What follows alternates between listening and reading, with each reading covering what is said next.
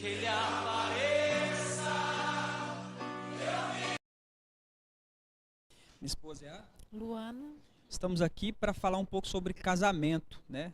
Até agora eu tenho certeza que todos nós fomos abençoados com essa palavra, né?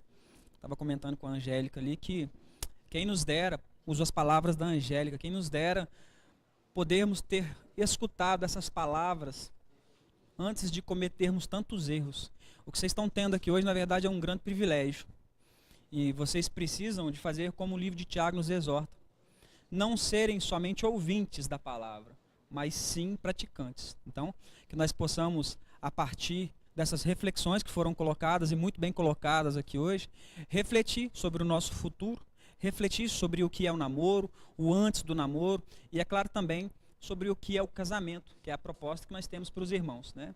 Eu e a Luana fazemos parte, juntamente com irmã Tamires e irmão Paulo, o irmão Maurício, que está lá embaixo, mas a irmã Lígia, e Bruno e Elitelli, do Ministério de Casais. Alguns casais aqui já nos acompanham, né? Tem alguns aqui que fazem parte das oficinas de casais que nós propomos, e essas oficinas são extensivas a namorados, noivos e casados, né? E já acompanham esse trabalho. E tem sido uma bênção para nós. Nós temos aprendido muito como casais, e o nosso intuito aqui hoje, como eu falei, é realmente refletir um pouco sobre o que é casamento. Gente, casamento é algo que testará o cristianismo de vocês, né? É uma bênção, né? Mas é algo que demanda compromisso e aliança, como já foi falado aqui.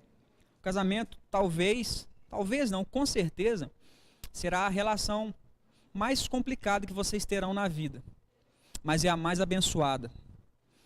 Por que é tão abençoada assim? Porque o próprio Deus foi quem planejou o casamento. Não foram os homens, nem as mulheres que disseram, vamos nos casar. Não, não foi. Quem disse que era bom que o homem não ficasse só, foi o próprio Deus. E o que eu proponho aos irmãos aqui hoje é pensar nesse sentido. A gente precisa de, ao longo da nossa vida cristã, decidir o que nos guia. Se a Bíblia, se a palavra do Senhor é a sua e a minha bússola, se ela é o meu livro de cabeceira, se é a partir dela que eu tomo decisões. O cristão precisa de tomar essa decisão. E vocês já tomaram essa decisão. Só precisam reafirmá-las também no namoro. Então, irmãos, o que a gente precisa fazer é entender que assim como Deus criou o universo e todas as coisas que nele há, Ele também criou o casamento. E criando as coisas que há no universo, todas elas, Ele deu leis para que elas ocorressem e operassem de forma perfeita como elas acontecem. E no casamento também é assim. Deus nos dá leis, nos dá diretrizes de como deve acontecer o casamento, de como deve proceder, tanto o marido e quanto a esposa, né? Quando a gente foge desse propósito, quando a gente foge desse princípio, a tendência é que o casamento vá mal. E hoje o que a gente quer aprender com os irmãos aqui juntamente, eu queria propor aos irmãos aqui, não uma ministração, mas sim um debate, né? Regado de colocações da parte dos irmãos, né? Algumas nossas, e também indagações, perguntas que forem feitas, tanto eu quanto os irmãos, né? Paulo, a irmã Tamires, a Angélica, o Tiago, poderemos tentar responder algumas questões que serão colocadas, amém? Então, o que eu peço aos irmãos é que participem conosco, estejamos unidos aqui para a gente poder participar, né? Eu queria, primeiramente, colocar no sentido como se a gente perguntasse e algum dos irmãos que ficasse à vontade pudesse nos responder algumas coisas. Se algum dos irmãos, nenhum dos irmãos quiserem responder, a gente pode fazer colocações e tentar pensar junto em cima disso, amém? Primeira pergunta que eu queria fazer aos irmãos e a nós também é o que a Bíblia diz sobre casamento. Alguém sabe o que a Bíblia diz sobre casamento? Quem se arrisca? Eu imaginei que ninguém ia se arriscar. Por isso que eu trouxe a resposta, né? Pessoal, a Bíblia diz algumas coisas sobre casamento. Mas talvez a mais importante delas é que casamento, como eu disse agora há pouco, é uma instituição divina. O casamento foi criado antes de todas as instituições que foram colocadas, assim como a igreja. O casamento foi a primeira instituição divina feita por Deus. E isso tem seu lugar, tem seu valor, né? A irmã Angélica colocou muito bem colocado que há de se ter um propósito no namoro. A gente sabe que o namoro, ele culmina em duas coisas. Ou ele vira um matrimônio, e é sempre essa a intenção, ou deveria ser, ou ele acaba, ele termina. Há esses dois caminhos. Há um caminho mais doloroso, que é quando ele acaba, ele termina, porém, há de se levantar no Senhor e entender que o Senhor é soberano, e que todas as coisas são patentes aos seus olhos e que ele controla todas elas. Né? Então a gente precisa ter essa maturidade de entender que alguns relacionamentos não darão certo. Né? E a gente precisa de entender que nós, firmados na rocha, que é Cristo Jesus, temos que ter a atitude que muitos do mundo não têm. Sabemos que sobre os nossos relacionamentos, sejam eles namoros, noivados ou casamentos, virão tempestades, assim como fala a parábola. Né? Há tempestade para o gentio, o ímpio, digamos assim, e há também tempestade para os que são de Cristo, que somos nós. Qual é a diferença entre a tempestade para o ímpio e para o crente, digamos assim? Nenhuma, a tempestade é a mesma, o vento é o mesmo, as dificuldades são as mesmas. O que diferencia nós do mundano, digamos assim, é a rocha a qual somos edificados. É por isso que nós ficamos firmes. Então, quando acontecer, e já aconteceu com a maioria de nós, de namoros não derem certo, de não terem futuro, é importante que saibamos administrar isso no nosso coração. E entender que o Senhor está conosco. E eu falei com a Angélica no começo, antes da gente começar, lá embaixo ainda, que eu gostei muito da frase que ela colocou atrás no papelzinho. Quem pode falar pra gente como é que ela é, perfeitamente como está escrito? Quem lê pra gente? Alguém lê, gente?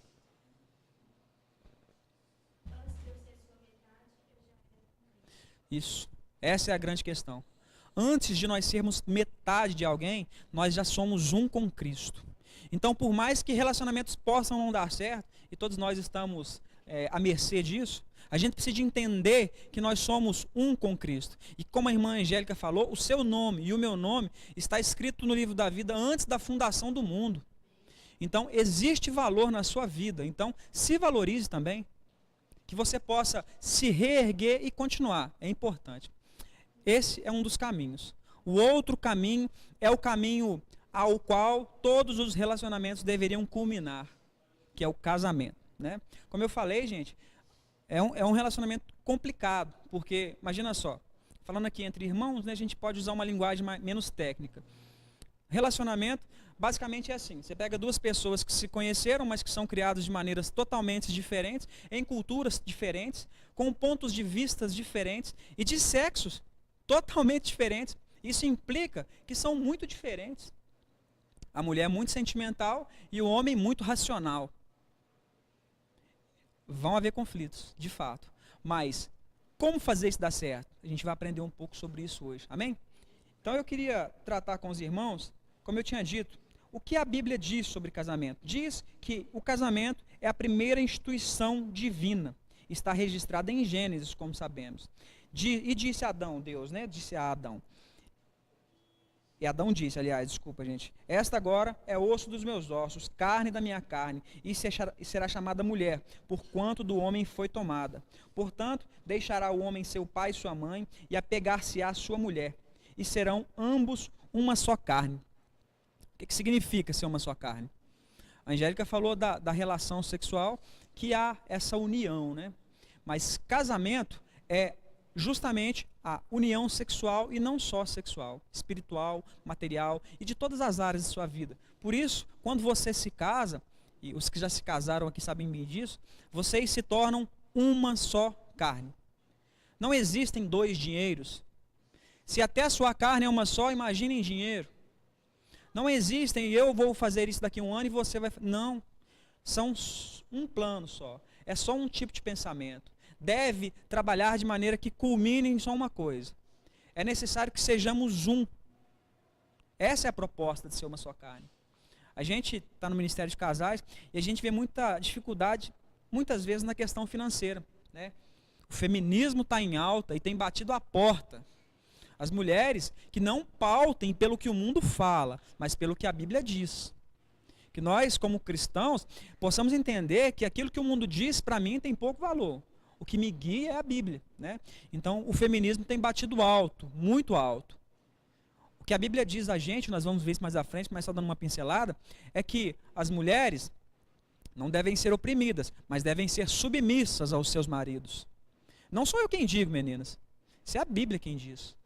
né? Então eu preciso de começar a entender o que é certo e o que é errado, não na minha visão ou na visão secular, mas sim naquilo que a palavra do Senhor nos conduz. Amém? Mas eu queria falar um pouco mais sobre o que a Bíblia diz sobre casamento. A gente aprende durante a leitura da Bíblia que o casamento é um projeto de Deus e não de homens, como eu falei.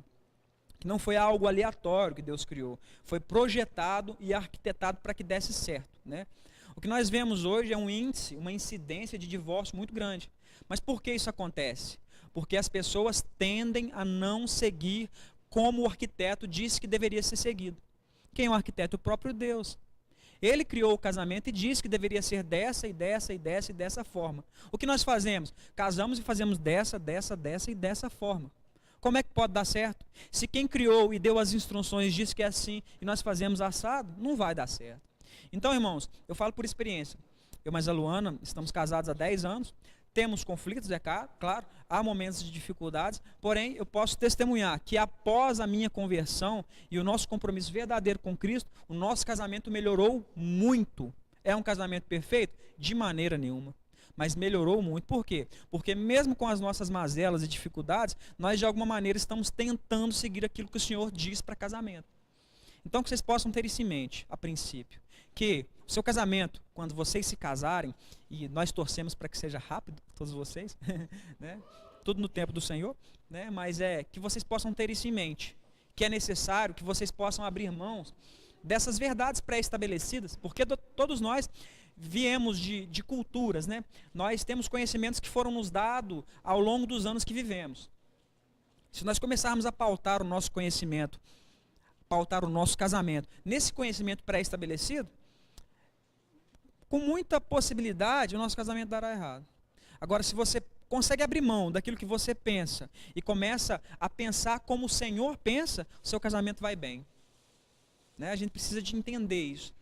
Isso é muito importante não só para o casamento, para o cristianismo de maneira geral. Como eu posso dizer que Ele é meu Senhor se eu não sigo o que Ele tem me falado? Isso implica em servidão, em senhorio da parte dele para conosco. Né? Ele só pode ser o meu Senhor, como eu canto, como eu digo, como eu louvo, se eu abro mão daquilo que eu acho e começo a pensar como Ele quer que eu pense. Então, é um momento de repensar. Né? Então, irmãos, é basicamente isso que a Bíblia diz sobre casamento. Que deve haver, deve acontecer o casamento. Que essa união deve ser entre um homem e uma mulher, e que esse é um projeto de Deus. E como todo projeto, ele legislou algumas leis para que pudesse correr bem esse casamento. Né? Queria fazer outra pergunta aos irmãos. Né?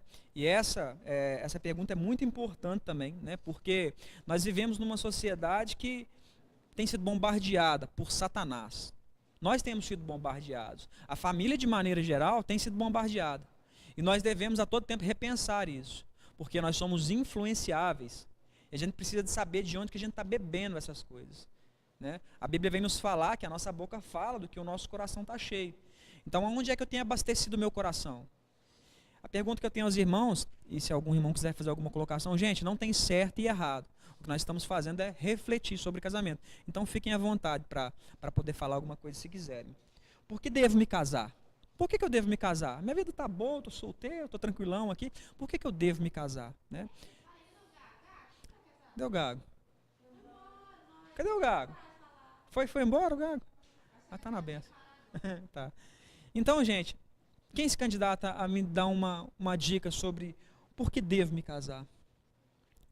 Flavinha, fala aí, vai. Você é falante, Flavinha?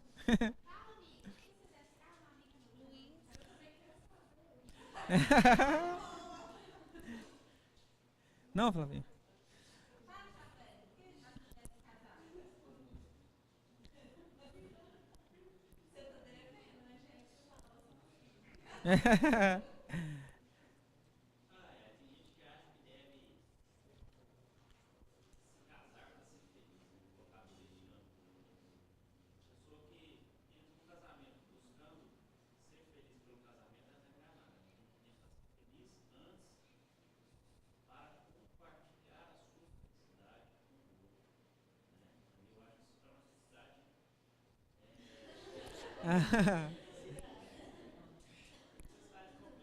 Que bênção, Thiago.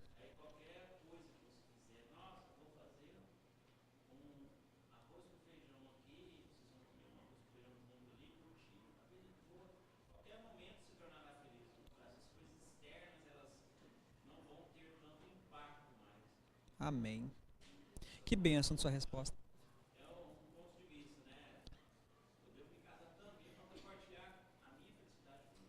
Amém. Que maravilha de resposta, não é verdade? Agora eu entendi. Quando a Angélica contou o testemunho de vocês, eu sabia que isso era de Deus, mas eu não imaginava que tanto, viu? Sinceramente. Não, sinceramente, eu falei com a Aguinaldo, falei, isso é de Deus mesmo, viu? Né? Pessoal, eu vou passar a resposta, Luana, mas só para pegar o gancho do que o Thiago falou. Se você está pensando em casar para ser feliz, você começou com o pensamento errado. O seu pensamento tem que ser em fazer o outro feliz. Porque se eu penso em fazer a minha esposa feliz e ela pensa em me fazer feliz, ambos somos felizes, né? E aprendam uma coisa, peguem esse atalho, eu demorei a aprender, e eu vou passar um atalho para os irmãos aqui. Toda vez que eu brigo com a Luana, seja por erro meu ou por erro dela, independente se é meu ou se é dela o erro, nós dois saímos prejudicados. Por quê? Porque nós somos uma só carne. E o que atinge a ela, atinge a mim. Então, no momento da briga, pensem nisso. Gente, eu estou brigando aqui, estou levando esse negócio para frente, mas quem vai sofrer sou eu. Né? Então, pensem nisso, porque é um atalho. Demorei a aprender. Ainda erro muito nisso ainda, mas quero aprender mais nesse sentido. A Luana vai dar uma pequena palha sobre o porquê devo me casar. Graças a paz, gente. Então, a resposta do Tiago foi muito pertinente, né? Porque realmente, se alguém casa pensando assim, agora eu vou ser feliz, né? Igual o Mike ensinou aqui, pensando, agora vai ter todo dia, né? Não é assim. E a mulher, imagina, vai pensar assim, nossa, agora, hein? Encontrei meu príncipe, né? E a Bíblia fala que o homem tem que sustentar a casa, hein? Agora eu posso gastar um tantão. Você vai pensando um monte de coisa, né? Eu vou ser feliz, né? Mas, na verdade, não, né? O que a Bíblia nos fala, é igual o Daniel que bem mencionou no início, a princípio a gente tem que se decidir, né? Eu sou cristão, então eu tenho que seguir o que está na Bíblia, né? E não o que o mundo secular está me falando. Se essa pergunta aqui, por que eu devo me casar, ela é feita num ambiente que não é esse que nós estamos, e sim lá fora, e sim no ambiente de faculdade, às vezes até no ambiente familiar mesmo, eu sofri muito com essa pergunta, inclusive no ambiente familiar. Porque às vezes quando eu fui expressar o desejo de me casar, né, pessoas me ridicularizavam. Né? Por quê? Porque as pessoas veem o casamento muitas vezes como uma instituição falida, arcaica, como que se o outro fosse ficar confinado nesse relacionamento, né? Quando na verdade não é assim. A Bíblia fala que o principal motivo porque eu devo me casar, o Daniel bem falou no início, porque é um projeto do Senhor. Quando Deus criou tudo, quando Deus criou o universo, criou o homem, ele viu que o homem não estava bem, né? Ele precisava de uma auxiliadora. Então Deus criou a mulher e a partir daí eles formaram uma família, vieram os filhos e a partir deste momento, né, essa primeira instituição, a instituição família que foi criada por Deus, que deu início a tudo que nós vemos hoje, né? Então, eu devo me casar porque é a vontade soberana do Senhor. É um projeto dele, que ele criou, ele arquitetou, e ele me deu, inclusive, o manual de instruções, que é a Bíblia. Então, a gente percebe, assim, que os conselhos que nós ouvimos lá fora, como as pessoas falam mal, ridicularizam, né, essa instituição, esse projeto do Senhor, é justamente por isso, porque elas não querem seguir o manual de instruções que o cristão tem que seguir, que é a Bíblia, né, o qual não é a minha felicidade. Inclusive a Marília que bem citou também no teatro sobre o perdão. O casamento é um lugar para o cristão exercitar perdão o tempo todo. O tempo todo. O tempo todo você vai ouvir alguma coisa que não te agradou. Né? Então, a partir desse manual de instrução que o meu casamento vai dar certo. Quando eu não sigo ele, aí sim é um casamento falido. Aí sim, tudo que a gente escuta lá fora é realmente fato, realmente acontece. Então, eu acho que a resposta mais pertinente, de acordo com o que a Bíblia fala, né, mais direta, seria essa. Porque é uma instituição criada por Deus, é um projeto do Senhor para a nossa vida, né? Deus, eu creio assim que tudo tudo que existe, tudo que nós vemos, não foi criado assim ao acaso. É uma analogia de algo que Deus quer nos mostrar. Deus, ele não é só, é um Deus triuno, é uma trindade. Ele tem comunhão com Ele mesmo. Ele não quer que a gente fique só. Ele quer que a gente também tenha alguém, né? E não alguém de maneira errada. Alguém bonitinho, né? Uma relação que comece no namoro, que prossiga para um noivado, que termine em um casamento, com família, com filhos. Tudo de acordo com o que a palavra dele nos orienta, né? Então...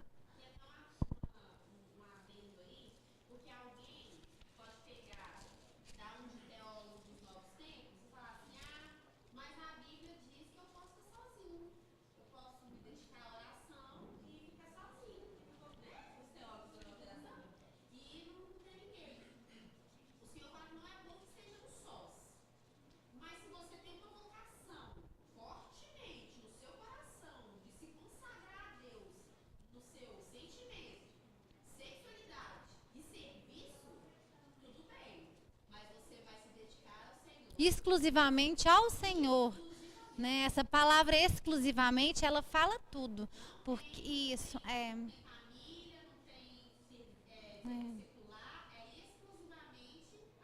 inclusive a parte, né, tão delicada da sexualidade, ela não existe, né? Porque o seu corpo, você por inteiro, você está a serviço do Senhor.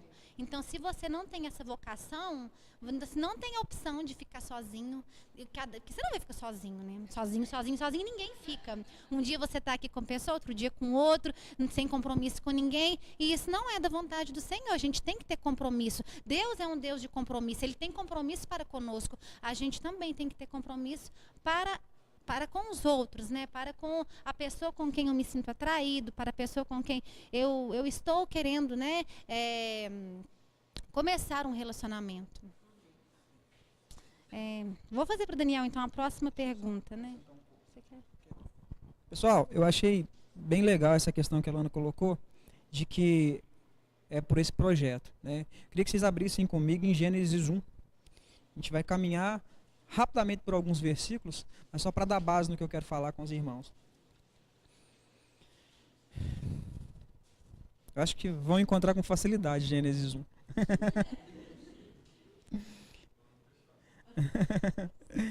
Pessoal, diz assim, eu vou só pincelar alguns versículos. Acompanhe comigo no verso 4. E viu Deus que a luz era boa.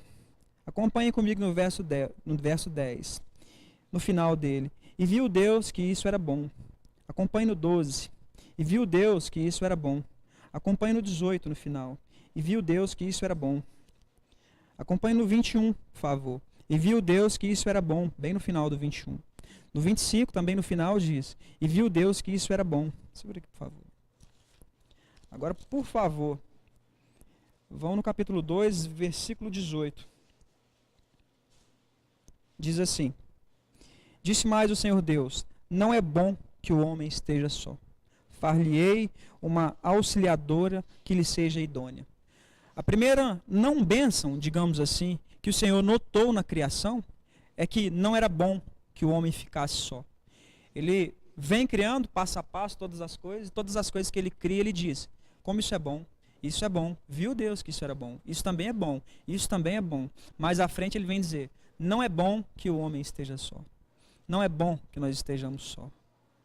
Nós precisamos de estar, como assim o Senhor nos manda, com a nossa auxiliadora, com a nossa ajudadora idônea. E a esposa assim também como o marido, né? Então que nós possamos ter esse pensamento. Esse aqui que é o meu bem. Ter esse pensamento. A Luana falou uma coisa que eu achei bem interessante e que vocês vão exercitar não só no namoro, vocês já exercitam um pouco, mas isso vai se multiplicar muitas vezes no casamento. Perdão. Sabe aquele negócio de 70 vezes 7? Eu acho que é para o casamento. Porque vocês vão ter que perdoar muito. vai acontecer muitas dificuldades, porque dividir a mesma casa, as finanças, o acordar, o dormir, são coisas que trazem alguns conflitos, e não só o perdão, domínio próprio, misericórdia, paciência. Irás, mas não pequeis. Essa é a advertência de Deus para conosco. Sobre o perdão também, né, que a gente fala que é tão exercitado dentro do casamento, eu lembrei da Angélica falando também que no namoro, quando você está namorando, você já tem que perceber que você não está se relacionando só com a pessoa, com toda a família da pessoa. Então, por que o perdão é tão exercitado no casamento? Porque não é só aquela relação ali de marido, esposa e os filhos. Não. Tem a sogra, tem o sogro, tem a cunhada, tem o cunhado, tem mais o sobrinho, tem mais um monte de gente. Imagina aquele monte de gente, cada um criado de uma maneira, cada um gosta de fazer alguma coisa, cada um pensa de um jeito. Né? Não tem como ser um mar de rosas. É um lugar mesmo para exercitar perdão. Não só entre marido e mulher, né? É entre sogra, é entre nora, é entre sogro, é entre todo mundo, gente. Irmãos, terceira pergunta, e eu insisto aos irmãos. Se alguém quiser colocar alguma coisa, é muito bem-vindo. Digo novamente, não tem certo e não tem errado. Nós estamos refletindo sobre isso. O que deve ser diferente em um casamento cristão? Essa é mais fácil, gente. O que deve ser de diferente num casamento cristão?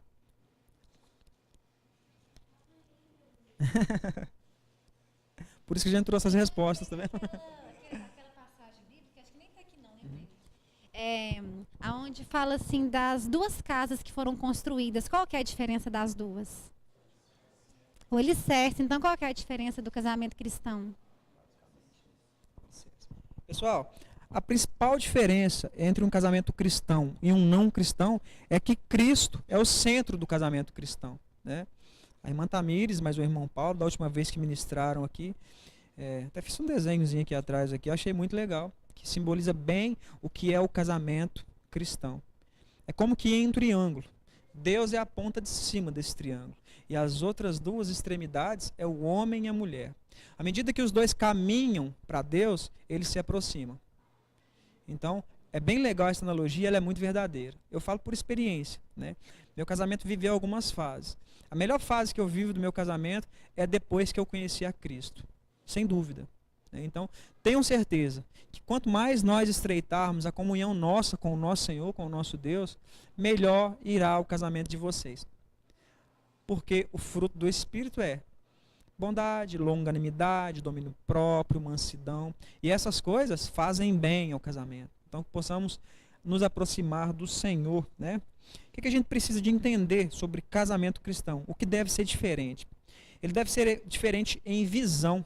O casamento cristão, o casal cristão, é bom que tenha a mesma cosmovisão, o mesmo entendimento de Deus. É bom que vocês possam falar sobre fé, para que vocês possam adorar a Deus, o Deus verdadeiro, de maneira parecida, igual. E como fazer isso? Como estreitar as maneiras de se adorar a Deus, que não através da palavra do Senhor? Por isso que a leitura bíblica, ela é estimulada em todas as relações, no casamento ainda mais. Porque partindo do princípio que devemos ter um só Deus e adorar ao mesmo Deus, nós devemos também conhecer a esse Deus a quem nós adoramos. E como conhecer ao Senhor que não através da leitura? Então, em uma das coisas que o casamento deve ser diferente, o casamento cristão, é na visão. Ele também deve ser diferente no compromisso. Os irmãos que estão casados aí sabem. Vão haver momentos, vou contar um negocinho antes que eu acho engraçado. A gente passou aqui uma vez, 3 teólogos, assim, dos grandes, assim, discutindo sobre casamento. John Piper, John MacArthur, se eu não me engano, e tinha outro que eu não me lembro. John Piper talvez seja o mais conhecido, os irmãos conhecem. E eles estavam falando sobre casamento. John Piper fazia 50 anos de casamento nesse dia. E aí um dos teólogos perguntou para ele: irmão, alguma vez durante essa longa caminhada de vocês no casamento, você já pensou em divórcio? A resposta dele foi a seguinte: em divórcio não, em homicídio algumas vezes. Então é bem isso, assim. O casamento cristão, ele deve haver um compromisso que esteja acima do meu sentimento da Luana, né? Esse casamento de propaganda de margarina, que de manhãzinha tá todo mundo lindo, o marido é lindo, a esposa é maravilhosa, os meninos sentadinhos na mesa, gente, aquilo não existe. Então, muitas vezes, o sentimento, ele vai ficar abaixo da aliança. A aliança que vocês vão fazer, em nome de Jesus, vocês a farão, tem que ser algo que está acima do sentimento. Muitos momentos, o seu casamento vai falar assim, eu não aguento mais. Mas o que sustenta é a aliança que você fez perante ao Senhor. A aliança tem valor. Esse compromisso que nós fazemos diante do Senhor, ele tem valor. E ele sustenta. O Senhor nos sustenta. Então, ele também se diferencia no compromisso, né? Ele também deve se diferenciar na espiritualidade. Vocês precisam de orar um pelo outro e juntos também. O casamento cristão é pautado não só na leitura da palavra, como nós falamos, mas também na oração. É necessário que nós, como casais, como casados, daqui a pouco vocês serão, possam orar juntos, orar ao Senhor, como família. O homem como sacerdote e a sua esposa ali como ajudadora idônea. É necessário que a gente tenha esse sentimento de oração. Também é necessário que haja cumplicidade, que nada mais é do que perdão. Gente, a gente tem que perdoar. Até porque perdoar é condição para que nós possamos ser salvos. A oração do Pai Nosso diz isso. O Senhor só te perdoa e me perdoa se você perdoar aqueles que te devem. Então que nós, não só no namoro, como muitos de vocês aqui estão, mas em todas as relações, possam liberar perdão, porque a condição para ser perdoado é perdoar. Amém? Alguém quer acrescentar alguma coisa, gente? Vocês estão calados, hein? Vamos a uma próxima pergunta, então. Vou fazê-la a Luana, então. Se alguma das meninas quiserem acrescentar algo, será muito bem-vindo. O que a Bíblia diz sobre ser uma esposa cristã? Né? Esse é um tema um tanto controverso e um tanto quanto atual. Antes de passar a palavra a Luana, eu quero acrescentar que eu não me pauto pelo que o mundo diz. Eu não posso fazer isso. A minha regra de fé e prática tem que ser a palavra do Senhor. Então, não se deixem envenenar, nem homens e nem mulheres, pelo que a mídia tem colocado, pela maneira como tem sido faladas certas coisas. Mas então eu passo a Luana para ela nos dar algumas dicas de como ser uma esposa cristã. Pois é, gente, eu acho que todo mundo sabe a resposta. A gente não gosta, as mulheres não gostam de falar essa palavra, né? Só que a Bíblia diz o que sobre ser uma esposa cristã? O que é que a mulher tem que ser? Vocês sabem, gente? Hã? Aí, aham. O irmão lembrou. Os homens amam falar essa palavra. A gente que é mulher, a gente não gosta muito de falar, não, mas é submissa. Não é verdade? Vamos abrir a Bíblia comigo lá em Efésios capítulo 5, versículo 22.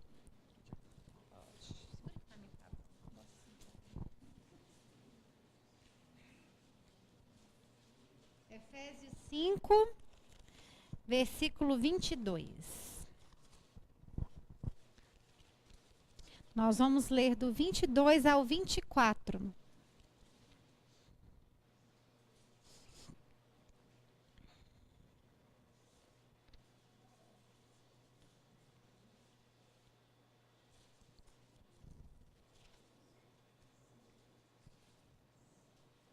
Amém?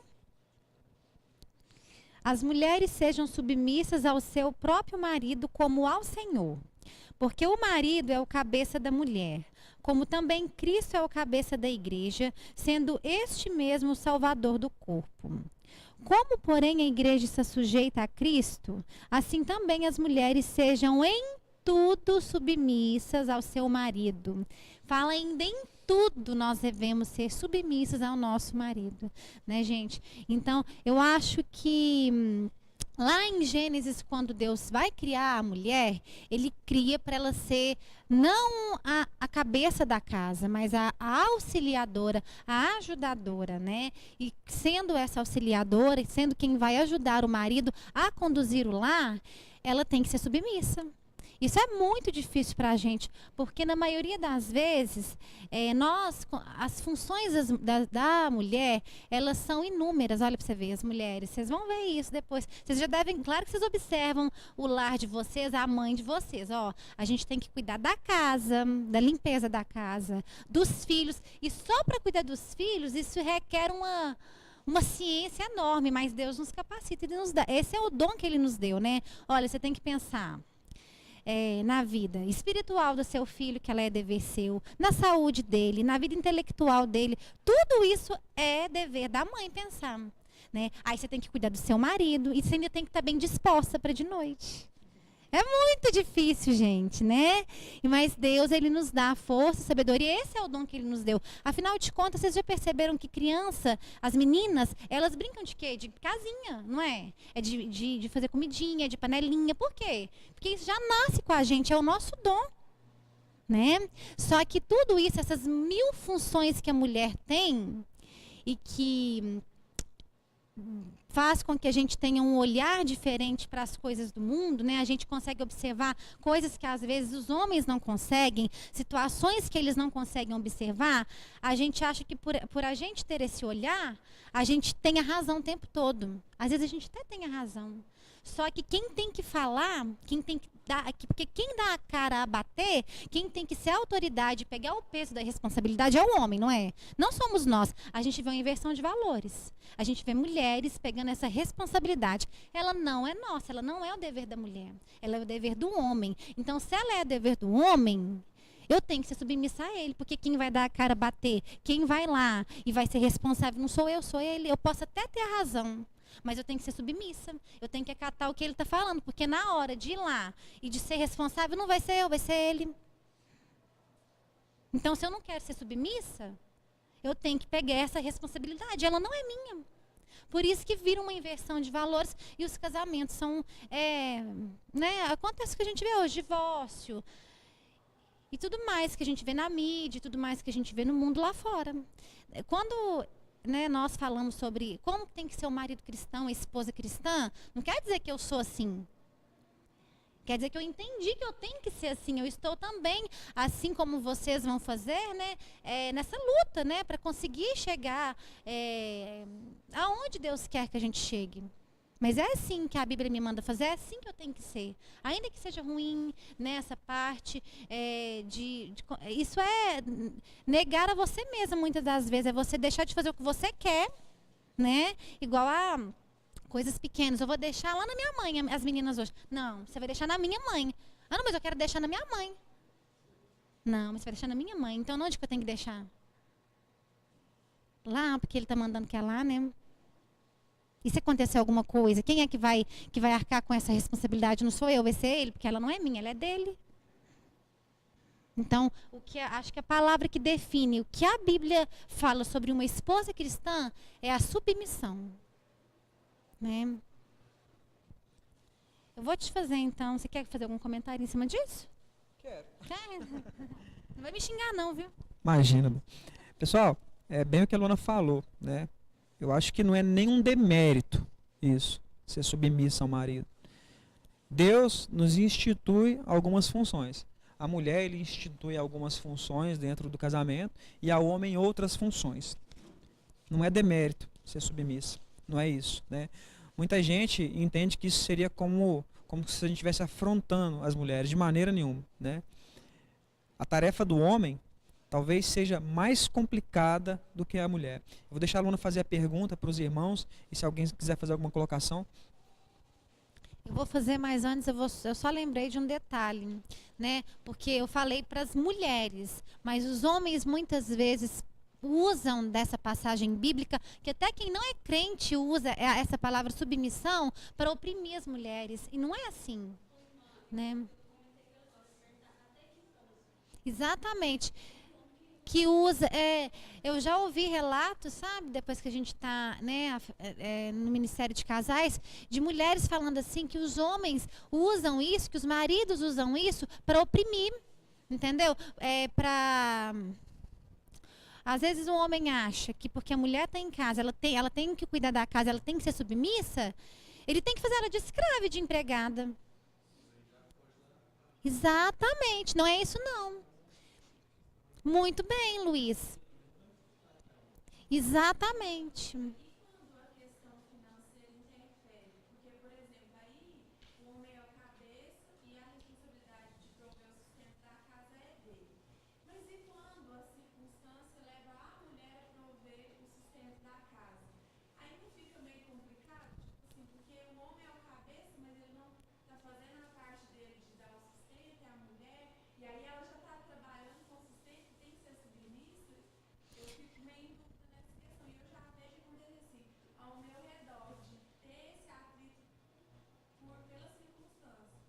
Eu acho assim, que acontecem situações e circunstâncias passageiras na vida de todos nós. Acontecem etapas, fases, não é verdade? Ela não pode ser uma situação permanente.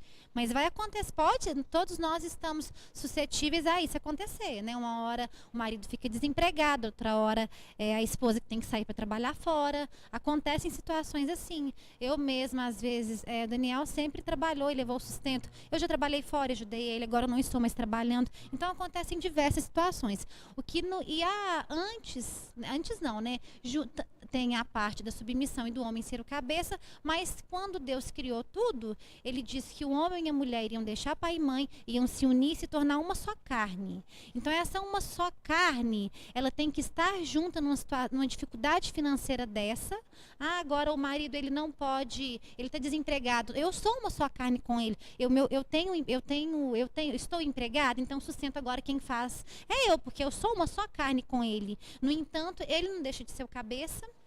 Se ele falar que o dinheiro ele tem que ser destinado para isso em primeiro lugar, vai ter que ser destinado para isso, né? Ele não deixa de ser o cabeça e eu não posso deixar de ser submissa. No entanto, essa situação não pode servir de proveito para um homem, porque tem pessoas que muitas das vezes aproveitam essa situação, porque acontece, a gente vê homem que não gosta de trabalhar, aproveita das mulheres. Acontece muito. Hoje em dia a mulher ela é independente, ela sai, ela trabalha, ela estuda, né? Hoje em dia a mulher, em muitos lugares, elas ganham mais, muitas casas as mulheres ganham mais do que os homens.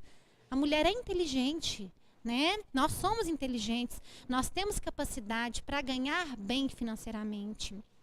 Só que isso não pode ser desculpa para um homem jogar a responsabilidade dele nas suas costas. Pode acontecer uma situação que você vai ajudar ele, mas não é uma desculpa.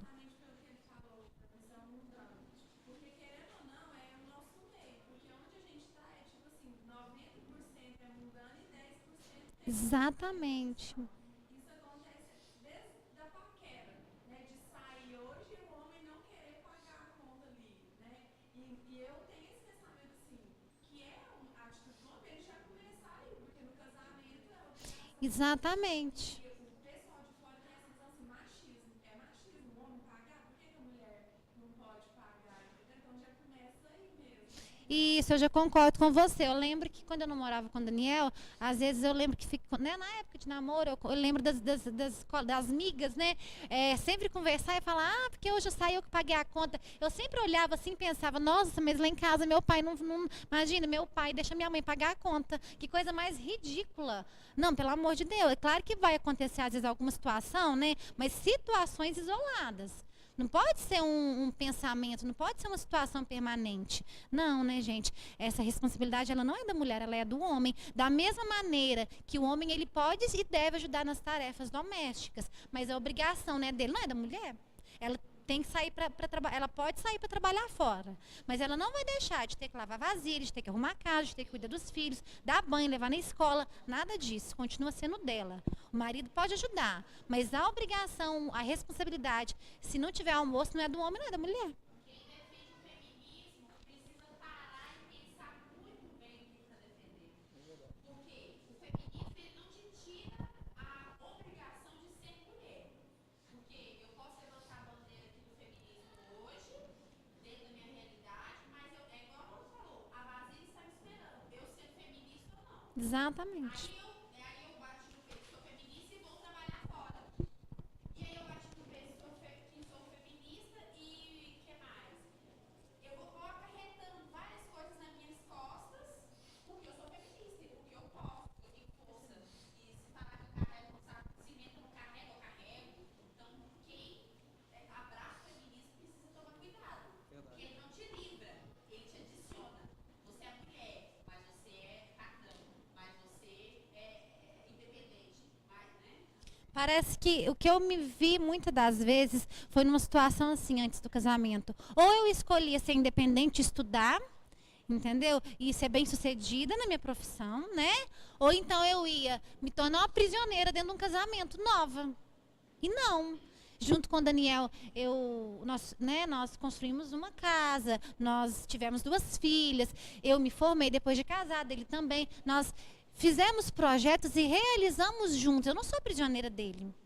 Não, né? Não é isso. E lá fora, o que eu sempre vi é isso. Se você, ou você estuda, ou você tem uma carreira e é bem-sucedida, ou então você casa. Não pode ter as duas coisas. Não é assim. Então, pessoal, eu acho que foi respondido, né, irmã? Né? Pessoal, o que tem acontecido no mundo e o que tem sido pregado livremente pela mídia é essa inversão de papéis. Né? Infelizmente, os papéis têm sido invertidos, né? Como a Luana colocou, muito bem colocado, momentos e situações acontecerão. Mas, de fato, se eu sou cristão, o que pauta a minha vida, não só o meu casamento, é a Bíblia. E não o que acontece ou o que a mídia, a televisão ensina. Eu não estou baseado, eu não estou nem... Não quero, às vezes a gente se importa, mas eu não quero nem me importar com o que a televisão fala sobre isso. O que importa para mim é o que o Senhor fala sobre isso. Né? Há algumas situações que são difíceis. Né? Há pouco tempo agora eu comecei a entender algumas coisas. Algumas coisas, eu falo para mim, não os irmãos, que algumas coisas não dependem que eu concorde delas. Algumas coisas são instituídas por Deus. E quer eu que isso seja assim ou não, não sou eu quem decide, é o próprio Deus. Né? Então, que a gente possa fazer a leitura da Bíblia sem que possa haver intermediários, é claro. Que você possa ler e interpretar o que a Bíblia diz sobre casamento, tirar as suas conclusões, analisando texto e contexto, e seguir a Bíblia, e não aquilo que você pensou antes. Né? Que a gente vê muito isso, né? Falar, mas eu não... Um dia desse, no pequeno grupo lá em casa, a gente tem um PGM em casa, uma visitante falou, mas eu não concordo. Eu não respondi como eu queria, porque seria indelicado. Mas a resposta seria, pouco importa o que nós concordamos. A palavra de Deus é quem está dizendo. Né? E eu prefiro que vocês leiam a palavra de Deus e tirem as suas conclusões, porque pouco importa o que eu acho ou o que vocês acham. O que importa é o que está escrito na palavra dele. Amém? Até porque a palavra fala que tudo vai passar, só a palavra dele que não vai passar. Céus e terras passarão, mas as palavras do nosso Senhor vai ficar. Amém. Irmãos, o que a Bíblia diz sobre o marido cristão? Vocês acham que vocês iam escapar, né? Gente, o que a Bíblia diz sobre o marido cristão, Luiz já deu uma dica de uma das coisas que a Bíblia diz sobre o marido cristão. Alguém quer acrescentar algo? O que a Bíblia diz sobre isso? Como deve proceder o marido cristão? O marido cristão, ele deve seguir o exemplo do seu Senhor. Jesus Cristo é o cabeça da igreja e você, marido cristão, vocês que serão maridos cristãos, foram postos por cabeça de suas casas. Então, assim como Jesus se comporta em relação à igreja, vocês têm por obrigação de se comportar em relação às suas esposas. A instrução é amá-las, assim como Cristo amou a igreja. Aí eu pergunto aos irmãos, como Cristo ama a igreja? Sabe como Cristo ama a igreja? Incondicionalmente. Nós, como igreja, somos bons para Cristo? Ele pode ver algo de bom em nós?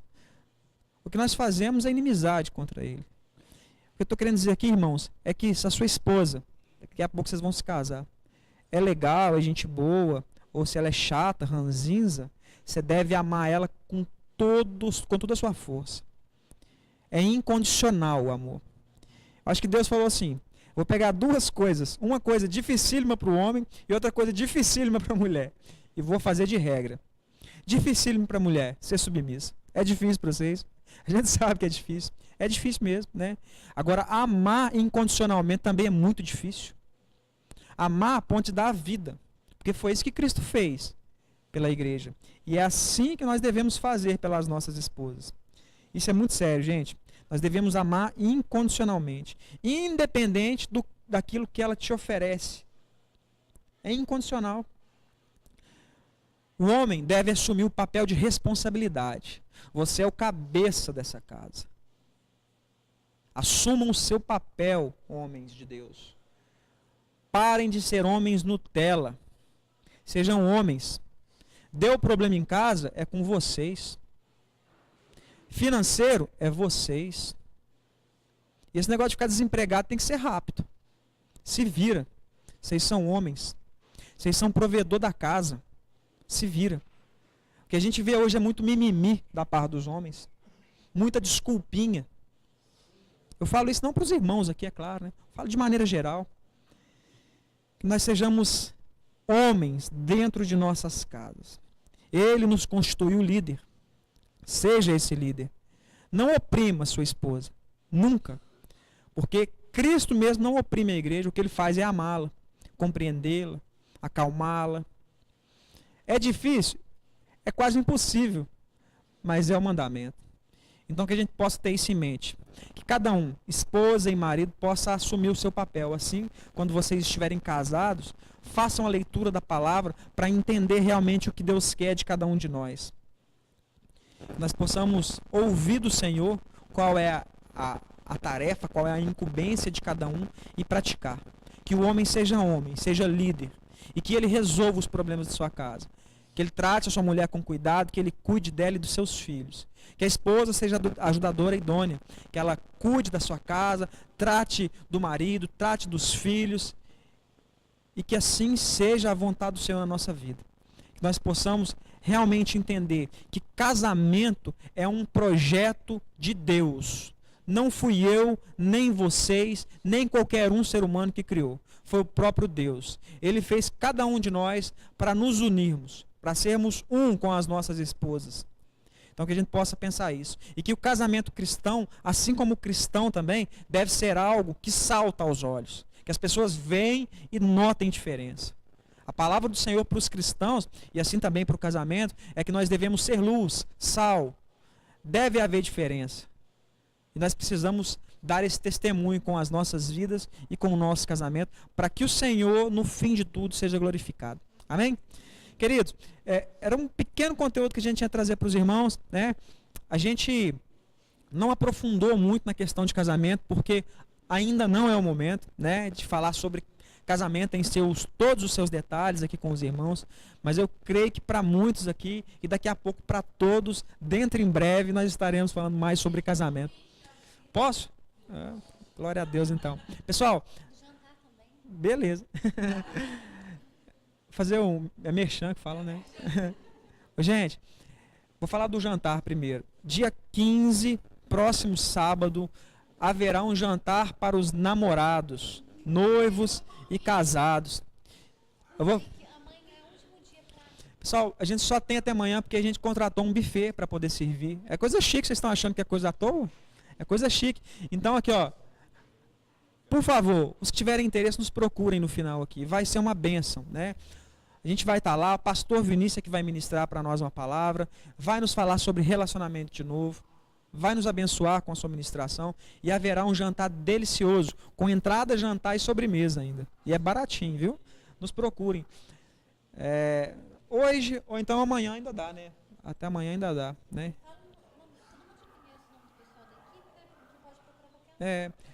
Hoje estamos aqui da equipe, eu e a minha esposa Luana, a irmã Tamires e o Paulo, que está lá embaixo, o Maurício, mas a Lígia não veio, né? Ela não vem ainda, e tem a Olitélia e o Bruno que não está aqui também. Mas nós estamos aqui, a Angélica também, ela está com vocês aqui, mas está sempre nos ajudando também, até está com convites, então nos procurem, vai ser bênção, vai ser muito legal. E sobre as oficinas, gente, as oficinas é a oficina de casais. O ano passado a gente tinha outro nome, a gente tinha oficina de casamento. A gente mudou o nome por causa de vocês. Tá vendo como é que vocês são importantes? A gente passou para oficina de casais, né? Namorados, noivos e casados. A gente tem alguns irmãos que estão com a gente aqui, é uma bênção, gente. E assim, o que a gente trata? Relacionamento, à luz da Bíblia, né? Vale dizer que nós não somos modelo para ninguém aqui, não somos. O nosso modelo é Cristo, só. Amém? Glória a Deus pela vida de vocês, irmãos. Deus abençoe.